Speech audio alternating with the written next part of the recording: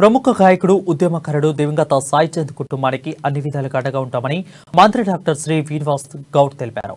అయితే వనపర్తి జిల్లా అమరచింతలో దివంగత సాయి చంద్ ఇంటికి వెళ్లిన ఆయన సీఎం కేసీఆర్ బీఆర్ఎస్ పార్టీ తరపున సాయి చంద్ తండ్రి వెంకట్రాములకు 25 లక్షల రూపాయలు, సాయి చంద్ సోదరి ఉజ్వలకు 25 లక్షల రూపాయల చెక్కులను అందజేశారు.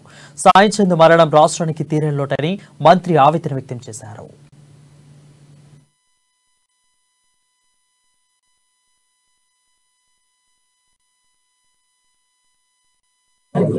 తెలంగాణ ఉద్యమకారుడు సాయి చంద్ మరణం అనేది కళాకారులకే కాదు, గ్రామానికి కాదు, యావత్ తెలంగాణకే అద్భుతమైనటువంటి తెలియజేయటం, ప్రజలను చైతన్యవంతం చేసి నిస్వార్థపరుడు, అనునిత్యం తెలంగాణ అభివృద్ధి పథకాలను ప్రపంచానికి చాటి తెలంగాణ ప్రతి మారుమూల ప్రాంతానికి కూడా తన పాటల ద్వారా తెలియదు. ప్రోగ్రామ్ అయినా కూడా ఒక్క పాట రూపేణ తెలంగాణ అభివృద్ధి అయిందని తెలంగాణ ప్రజానికి చెప్పినటువంటి వ్యక్తి.